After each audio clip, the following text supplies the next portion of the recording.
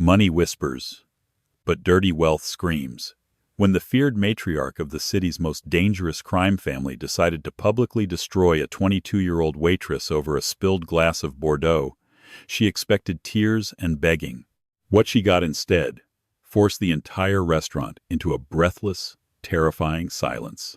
The lighting inside Laura was deliberately designed to make everyone look like a masterpiece, painted by Caravaggio, deep shadows, golden highlights, and an atmosphere thick with expensive secrets. Located in the heart of Chicago's Gold Coast, it was the kind of establishment where reservations were booked months in advance, and the menu didn't list prices, because if you had to ask, you simply didn't belong. Chloe Harding belonged there, but only because she wore the black vest and pristine white apron of the waitstaff. At 22, she was an invisible ghost moving between tables, pouring $1,000 bottles of wine and serving beluga caviar to politicians, tech billionaires, and the undisputed kings of the city's underworld. "Table 4 is yours, Chloe," Nathaniel, the restaurant's perpetually sweating maitre d' whispered sharply, adjusting his silk tie. "And for God's sake, don't drop anything. It's him." Chloe didn't need to ask who him was. She grabbed her silver serving tray, her heart executing a slow, heavy thud against her ribs. Silas Romano. He was 31 years old, possessed a jawline that looked like it had been carved from marble, and held the title of the undisputed head of the Romano Syndicate. Following the sudden and violent death of his father 2 years prior, Silas had taken over the family's vast network of import-export businesses. He was ruthless, calculating, and terrifyingly quiet. He never shouted. He never had to. And for the past 6 months, he had refused to be served by anyone other than Chloe. As she approached the corner booth, cloaked in the discreet privacy of velvet curtains, Silas looked up from his phone. The cold, dead-eyed expression he wore for the rest of the world instantly fractured, softening into something dangerously warm. He was wearing a bespoke charcoal suit that hugged his broad shoulders, his dark hair immaculately styled, a heavy platinum watch peeking out from his cuff. "Good evening, Mr. Romano," Chloe said, her voice perfectly modulated, though her hands trembled imperceptibly. "I told you to call me Silas, Chloe," he murmured, his voice a low, gravelly baritone that sent a shiver down her spine.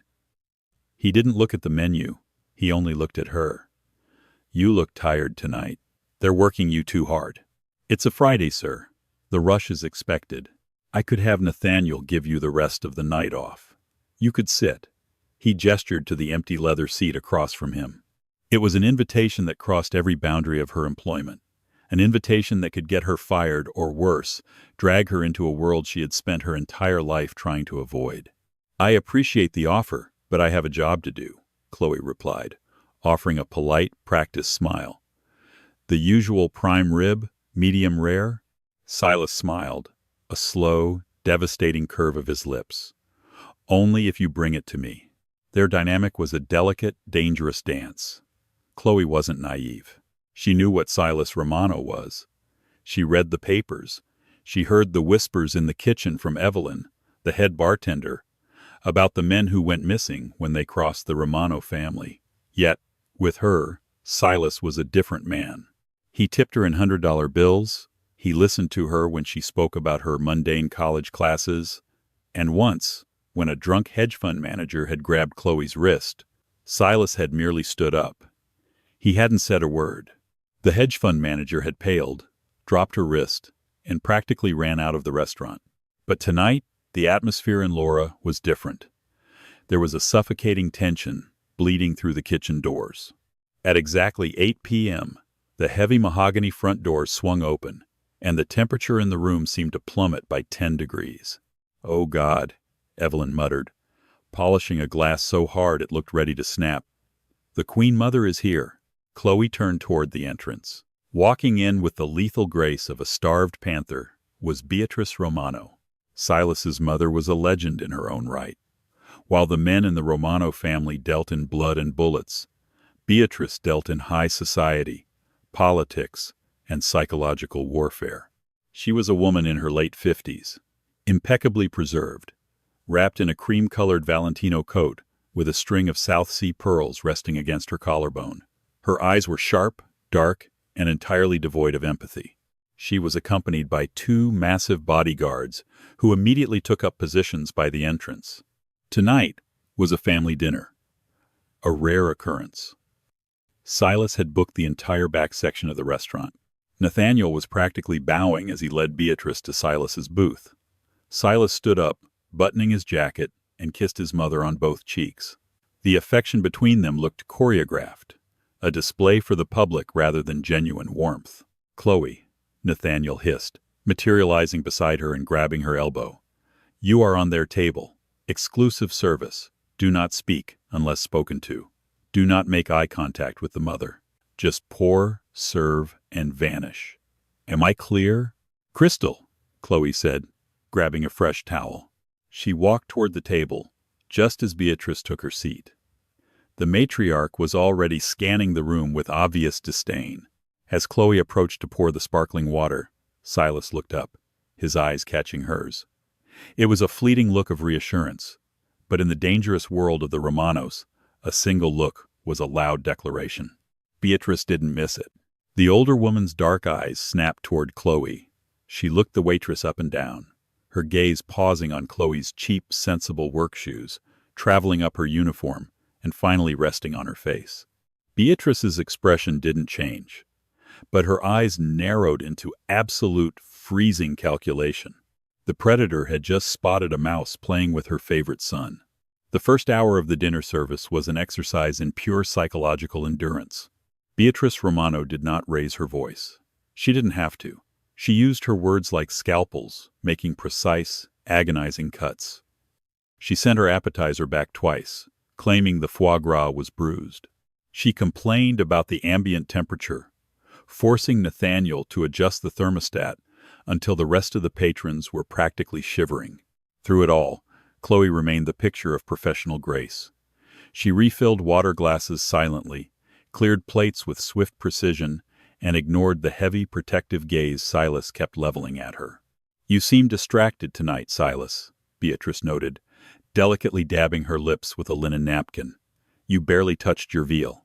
"I'm fine, Mother," Silas replied, his tone clipped. "Just thinking about the shipping manifest for the harbor." "Are you?" Beatrice asked, her voice dripping with mock innocence.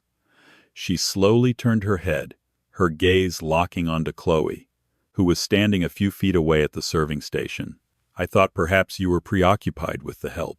The word help hung in the air, heavy and offensive.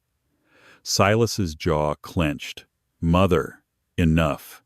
"Oh, don't be so sensitive, darling," Beatrice chuckled, a dry, humorless sound.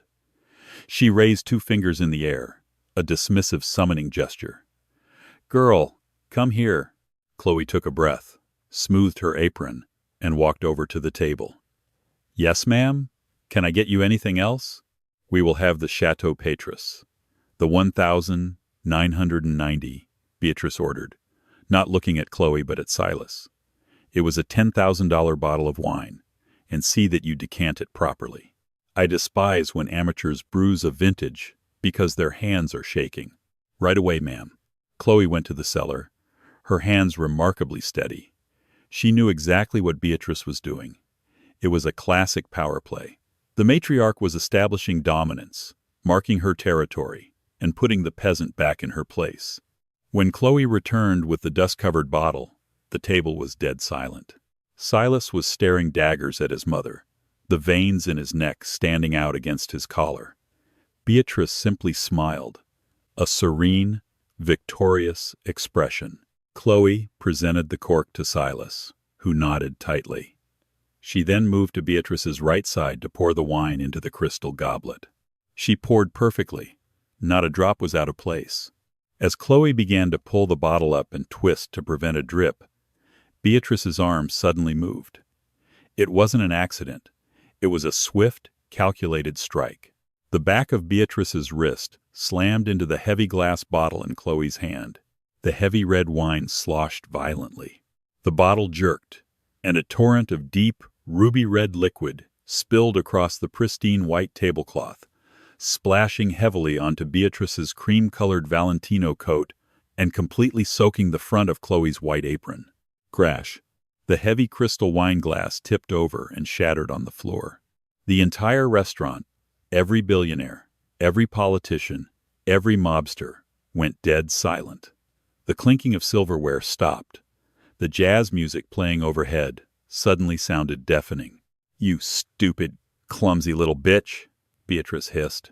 The mask of high society elegance violently tore away, revealing the brutal street thug mentality that had built the Romano Empire.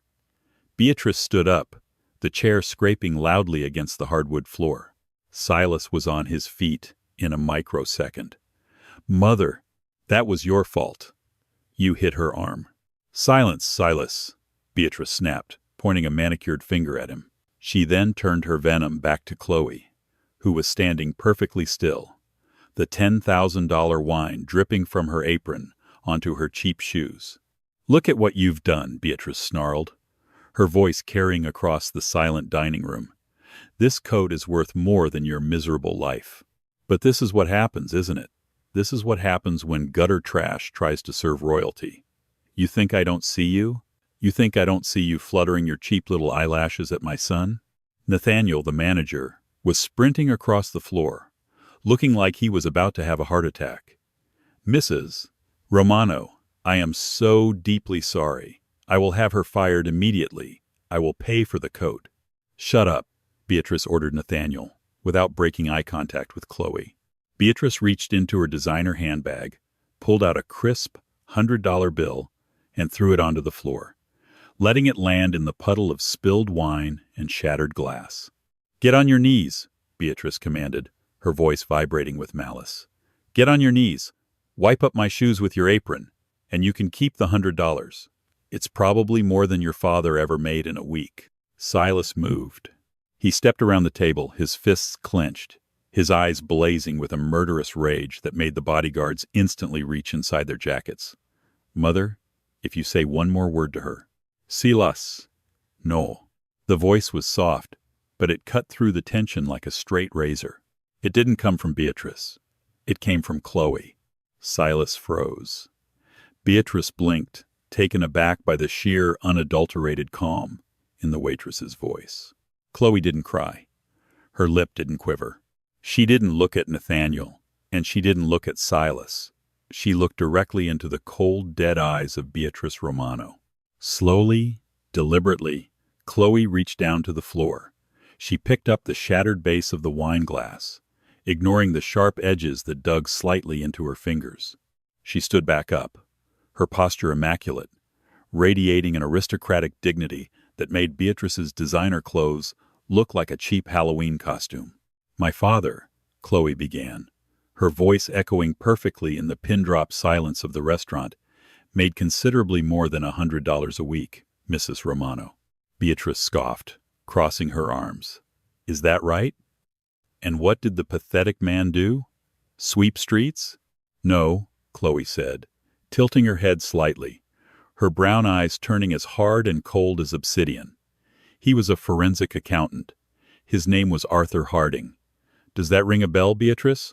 The effect was instantaneous. All the color drained from Beatrice Romano's face, leaving her looking like a wax corpse. The arrogant smirk vanished, replaced by an expression of stark, unadulterated terror. Even Silas stepped back, his eyes widening in shock. What?" Beatrice whispered, her voice cracking. "Arthur Harding," Chloe repeated, taking one single predatory step closer to the most dangerous woman in Chicago. "The man who 5 years ago audited the shell corporations your late husband used in the Cayman Islands. The man who discovered that you, Beatrice, were embezzling millions from your own family's syndicate to fund a private account in Zurich. Account number 88429B. The same man who mysteriously drove his car off a bridge 3 days before he could show those files to your husband." Someone in the back of the restaurant gasped. The bodyguards looked at each other, visibly unnerved. Silas slowly turned to look at his mother, a terrifying, dark realization dawning on his face. Chloe looked down at the soaked $100 bill on the floor, then back up at the trembling matriarch. I didn't take this job to flirt with your son, Chloe whispered, her voice laced with venom. I took this job to watch you eat, to learn your habits, and to wait for the perfect moment to let you know that the copies of my father's files are scheduled to be sent to the FBI, the IRS, and the heads of the 5 rival families the moment anything happens to me. Chloe tossed the broken wineglass onto the table. It clattered against the fine china. I'll gladly clean up this wine, Mrs. Romano, Chloe said, a deadly smile finally touching her lips. But who is going to clean up you? The silence inside Leroy was no longer just heavy. It was absolute, suffocating terror. The string quartet in the corner had completely stopped playing, their bows hovering inches from their cellos and violins. At the surrounding tables, politicians and billionaires sat entirely frozen, desperately pretending they hadn't just witnessed the unearthing of a blood-soaked mob secret. Beatrice Romano's mouth opened and closed. For the first time in her 58 years, the undisputed queen of the Chicago underworld had absolutely nothing to say. Silas's reaction, however, was what made the blood turn to ice in Chloe's veins. He didn't shout, he didn't pull a weapon. Instead, a terrifying, unnatural stillness washed over him. He slowly turned his head away from Chloe and fixed his gaze entirely on his mother. His eyes, usually a warm, dark amber when he looked at Chloe, had gone completely dead. Account 88429B, Silas repeated. His voice barely registered above a whisper, yet it carried the lethal weight of a loaded gun. That was the account Dad was looking for before his car exploded on the Kennedy Expressway. The missing $12 million. Silas, darling, listen to me, Beatrice stammered, the aristocratic veneer fully shattering. She reached out to touch his sleeve, but her hand was trembling, so violently her diamond rings clattered against his platinum watch. This girl is lying. She's a grifter. Look at her. She's trying to extort us. You can't possibly believe. Did you kill Arthur Harding? Silas asked. The question was a guillotine dropping. No, of course not. Silas, you are my son. Dominic, Silas said, not raising his voice, not breaking eye contact with his mother. From the shadows near the coat check, a massive man in a tailored Navy suit stepped forward. Dominic was Silas's underboss, a man who possessed the build of a freight train and the calculating mind of a chess grandmaster. Yes, boss, Dominic replied, his voice a low rumble. Escort my mother to the estate in Lake Forest. Confiscate her phone. Lock down the perimeter. She is not to speak to anyone, contact her lawyers, or leave the property until I have personally verified every word this woman just said. Silas finally looked away from Beatrice, his jaw locked in a rigid line. If she tries to make a call, break her fingers. Beatrice gasped, taking a stumbling step backward. You would do this to your own mother? Over the word of a serving girl? The 2 massive bodyguards who had walked in with Beatrice immediately stepped away from her, realigning themselves behind Silas. In the Mafia, loyalty was a currency, and Beatrice's account had just been abruptly emptied. Take her, Silas ordered. As Dominic and the guards unceremoniously gripped Beatrice by the elbows and marched the hyperventilating matriarch out the heavy oak doors, Silas finally turned his attention back to Chloe. Chloe was still standing by the shattered glass, her white apron stained crimson, her chest heaving with adrenaline. She had played her hand. There was no going back to serving prime rib and pouring water. She reached behind her back, untied the knot of her apron, and let the wine-soaked fabric fall to the floor right next to the crisp $100 bill. I quit, Chloe said to Nathaniel, the maitre d', who was currently hiding behind the host stand, looking pale enough to faint. Without waiting for a response, she turned on her heel and walked out the kitchen doors, exiting through the service alley into the biting, freezing wind of the Chicago night. She didn't make it to the end of the alley before she heard the heavy, measured footsteps behind her. Harding. Chloe stopped, but didn't turn around. She pulled her thin wool coat tighter around her shoulders. Silas stepped out of the shadows, the neon light from the street casting sharp, dangerous angles across his face. He lit a cigarette, the brief flare of the lighter illuminating the absolute storm raging in his eyes. You played a very dangerous game tonight, Chloe, Silas said, exhaling a plume of smoke into the frigid air.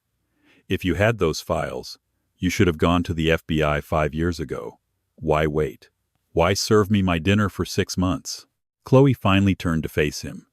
Because 5 years ago I was 17 years old, burying my father in a closed casket. The police ruled it an accident. The FBI told me I was a grieving teenager with an active imagination.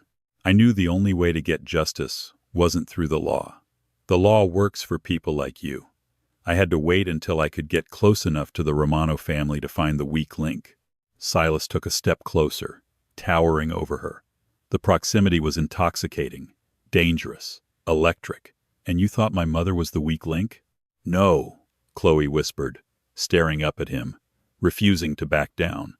I knew you were. Silas froze, the cigarette burning, forgotten between his fingers. You loved your father, Chloe continued, her voice trembling slightly, not from fear, but from the freezing wind and the sheer magnitude of what she was doing. Evelyn in the kitchen gossips. The whole city knows. You took over the syndicate, but you spent the last 2 years hunting for the people who planted that bomb. I didn't need to destroy Beatrice. I just needed to hand her to the man who would. Silas stared at her, genuinely stunned. He had spent his life surrounded by hardened killers, brilliant lawyers, and ruthless politicians. Yet, the most brilliant, stone-cold tactical maneuver he had ever witnessed had just been executed by a 22-year-old waitress making minimum wage. Where are the files, Chloe? Silas asked, his voice dropping an octave, becoming dangerously soft. Safe, she replied. And if I don't log into a specific encrypted server every 48 hours, they automatically forward to a list of federal prosecutors and reporters. So, if you're thinking of throwing me in the river, Silas, you'll be joining your mother in federal prison by Monday. Silas threw the cigarette onto the wet asphalt and crushed it beneath his Italian leather shoe. He closed the distance between them, stopping mere inches from her. Chloe could smell the expensive cologne and the sharp tang of tobacco. I'm not going to throw you in the river, Chloe, Silas murmured, his eyes dropping briefly to her lips before meeting her gaze again.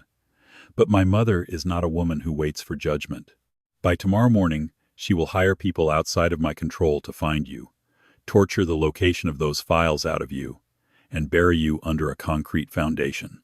He reached out, his large, warm hand, gently gripping her elbow. A jolt of electricity shot up Chloe's arm. You're coming with me, Silas commanded. I'm not going anywhere with a mob boss, Chloe fired back, trying to yank her arm away, but his grip was like iron. You don't have a choice, Silas said, his voice dropping the polite facade. He was no longer the charming customer at table 4. He was the apex predator of Chicago. You just declared war on Beatrice Romano. You need an army. I am the only army you've got. The black, armored SUV tore through the midnight streets of Chicago, the rain lashing against the tinted bulletproof windows. Chloe sat in the back leather seat, her heart hammering a frantic rhythm against her ribs. Silas sat next to her, a brooding silhouette illuminated only by the passing streetlights. He was typing furiously on a heavily encrypted phone, barking brief, coded orders to his lieutenants. Where are we going? Chloe finally asked, the adrenaline of the restaurant confrontation beginning to crash, replaced by a creeping, bone-deep exhaustion. A secure location, Silas replied without looking up. A penthouse registered to a dummy corporation. My mother doesn't know about it. Nobody does, except Dominic. And you trust Dominic? Silas finally lowered the phone, turning his head to look at her. In my world, Chloe, trust is a liability. I pay Dominic enough that betraying me would be financially irresponsible. That's as close to trust as I get. 30 minutes later, the SUV descended into a subterranean parking garage beneath a sleek, ultra-modern high-rise overlooking Lake Michigan. They took a private elevator that required a retinal scan from Silas to operate. When the doors opened, Chloe stepped into a sprawling, minimalist penthouse, enclosed entirely by floor-to-ceiling glass. The city skyline sparkled below them like scattered diamonds, a beautiful, deceptive facade masking the rot underneath. Make yourself comfortable, Silas said, shrugging off his charcoal suit jacket and tossing it onto a white leather sofa. He walked over to a dark mahogany wet bar and poured 2 fingers of amber liquid into a crystal glass. "We're going to be here for a while. I don't want a drink. I want a laptop," Chloe said, crossing her arms, feeling wildly out of place in her cheap clothes and scuffed work shoes. "I need to show you the ledger. I need to prove I wasn't bluffing." Silas paused, the glass halfway to his lips. He took a slow sip, the ice clinking loudly in the quiet room. He walked over to a sleek metal desk, opened a drawer, and pulled out a matte black laptop. He set it on the glass coffee table. "Show me." Chloe sat on the edge of the sofa, her fingers flying across the keyboard. She bypassed 3 separate security walls, entering passcodes she had spent the last 5 years memorizing. Finally, a stark black-and-white spreadsheet materialized on the screen. Silas leaned over her shoulder, his chest brushing against her back. The physical contact was fleeting, but it sent a hot, confusing flush up Chloe's neck. She tried to ignore it, pointing at the glowing numbers. "Here," Chloe said, her voice steadying as she fell into the familiar territory of her father's work. 3 months before your father died, Beatrice began siphoning funds from the Romano shipping ports. Small amounts at first. 50,000 here, 100,000 there. She routed them through a shell company called Apex Holdings. Silas's eyes narrowed, scanning the columns of data. Apex Holdings. I know that name. It was a front for the Calabrese family. "Exactly," Chloe said, turning to look up at him. They were incredibly close. She could see the faint stubble on his jawline. She wasn't just embezzling, Silas. She was funding your father's greatest rivals. And look at the date of the final, massive transfer. $12 million. Silas looked at the date. His breath hitched slightly. "October 14th, he whispered. 2 days before the car bombing," Chloe confirmed softly. Silas stood up abruptly, backing away from the table as if the laptop had caught fire. He walked to the massive glass window, staring out at the stormy lake. The silence stretched, thick and agonizing. Chloe watched the muscles in his back tense, the realization washing over him. His mother hadn't just stolen money. She had financed the assassination of her own husband. Suddenly, Silas's phone buzzed on the wet bar. The sound was violently jarring. Silas snatched it up. "Speak." He listened for a moment, his face draining of whatever color was left. "Are you sure?" He hung up, turning to look at Chloe. The look in his eyes made her blood run cold. "My mother escaped," Silas said, his voice devoid of emotion. Chloe shot to her feet. "What? You said Dominic had her surrounded. You said the perimeter was locked down." "Dominic is dead," Silas replied coldly. 2 of my men found him in the driveway of the Lake Forest estate with a bullet in the back of his head. The bodyguards, too. Beatrice made a call. "How? You took her phone." "She didn't use a phone," Silas said, dragging a hand through his perfectly styled hair, ruining it. "She used a panic button sewn into the lining of her Valentino coat. She didn't call the police. She called Victor Sullivan." Chloe didn't know the names of the underworld, but the way Silas said it made her stomach churn. "Who is Victor Sullivan? A cleaner? A ghost?" "He's a freelancer who specializes in wiping out entire problems before the sun comes up." Silas walked over to a hidden panel in the wall, pressing his palm against it. The wall slid open, revealing a terrifying arsenal of tactical weaponry. He began loading a sleek, black handgun. "If she called Victor, it means she knows she can't convince me she's innocent," Silas explained, tossing a spare magazine onto the table. "It means she's officially declared war on her own son. She's taking over the family by force, and Victor's first contract will be to find you, extract the server password, and eliminate you." Chloe stared at the guns, the reality of her situation finally, truly setting in. She wasn't just a girl seeking justice anymore. She was the center of a mafia civil war. "Then we have to release the files now," Chloe urged, stepping toward him. "Burn her to the ground. Let the FBI arrest her." "No," Silas snapped, turning to face her, the gun held loosely by his side. "If you release those files to the FBI, it doesn't just sink my mother. It sinks the entire Romano syndicate. It exposes our ports, our judges, our politicians. It puts me in federal prison right alongside her. I won't let you destroy my empire." "It's not an empire, Silas, it's a graveyard," Chloe yelled, her frustration boiling over. "Your mother murdered my father. She murdered yours. I want her locked in a cage." "She's not going to a cage," Silas said, stepping into her personal space, his imposing frame forcing her to look up at him. "People like my mother don't survive in cages. They buy the wardens. They run things from the inside. There is only one way a Romano loses power." Chloe stared into his dark, merciless eyes, reading the unspoken truth in the air between them. "You're going to kill her?" Chloe whispered, horrified, yet strangely mesmerized by the absolute certainty radiating from him. "I'm going to do what has to be done," Silas corrected softly. He reached up, his thumb gently tracing the line of Chloe's jaw. The touch was startlingly tender, a massive contrast to the violence he was proposing. "You brought me the match, Chloe. Now, you're going to help me burn it down. But first, we have to survive the night." Before Chloe could respond, the heavy, reinforced steel door of the penthouse groaned. It wasn't a knock. It was the sound of a high-grade thermite charge melting through the deadbolts. Victor Sullivan had found them. The heavy steel door of the penthouse blew inward with a deafening screech, taking the deadbolts and reinforced hinges with it. Thick, acrid gray smoke immediately poured into the pristine living room, obscuring the panoramic view of the Chicago skyline. Silas didn't hesitate. He grabbed Chloe by the waist, his grip bruising, and violently shoved her behind the massive, bulletproof marble island in the center of the kitchen. A split second later, the glass coffee table where her laptop sat shattered into a million glittering pieces as suppressed gunfire tore through the room. "Stay down and do not move," Silas roared over the deafening crack of bullets. He moved with a terrifying, predatory fluidity. He didn't blind fire, he calculated. Leaning around the edge of the marble, Silas fired 3 precise shots.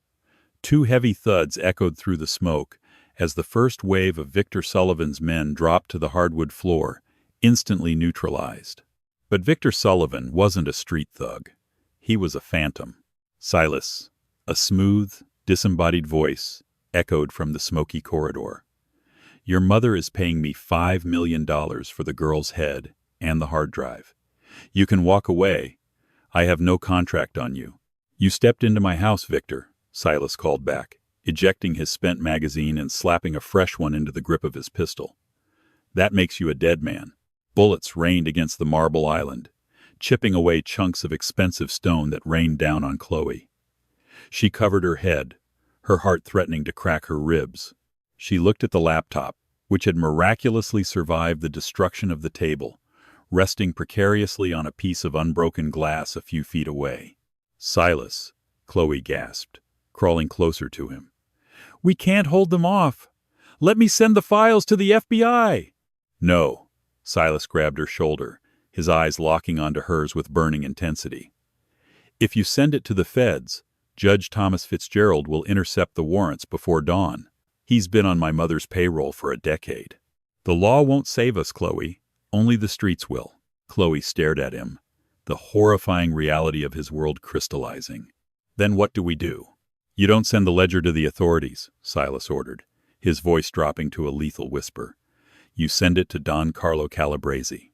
You highlight the $12 million my mother siphoned from the Apex Holdings deal.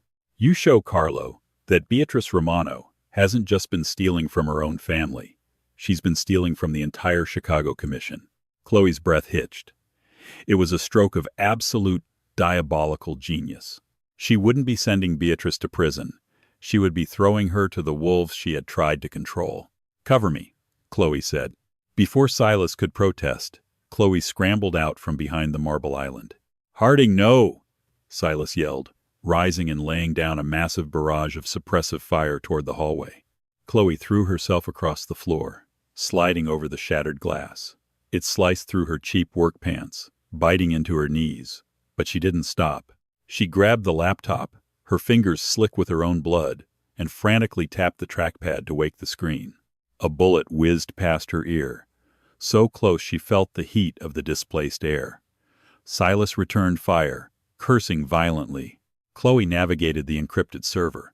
She bypassed the FBI's email routing and manually entered the direct encrypted contact for the Calabrese syndicate, a digital address she had found buried in her father's deepest files, one he had labeled the Devil's Doorbell. She attached the ledger. She highlighted account 88429B. Come on, she muttered, the loading bar creeping across the screen. Transfer complete. It's done, Chloe screamed, dropping the laptop and scrambling back behind the kitchen island just as a fresh volley of bullets decimated the wall behind her. Silas didn't waste a second. He pulled out his heavily encrypted phone, hit a single speed dial number, and put it on speaker, holding it up so his voice would carry over the gunfire. "Victor," Silas shouted. "Check your encrypted comms. Call your handler." The gunfire outside the kitchen abruptly ceased. The silence that followed was heavier and more terrifying than the bullets. For 30 agonizing seconds, the only sound in the penthouse was the howling wind rushing through the shattered windows and Chloe's ragged breathing. Silas kept his gun raised, his body shielding hers completely. Then, a cell phone rang in the hallway. They heard the muffled sound of Victor Sullivan answering. A few seconds later, the Phantom's voice drifted through the smoke, entirely devoid of its previous confidence. "Contract canceled," Victor announced into the dark apartment. "Beatrice Romano has been declared excommunicado by the commission. She is a dead woman walking." Footsteps retreated. The elevator doors chimed. Sullivan was gone. Chloe collapsed against the marble counter, burying her face in her hands, her whole body shaking violently. The adrenaline was finally leaving her system, leaving nothing but cold, brutal reality in its wake.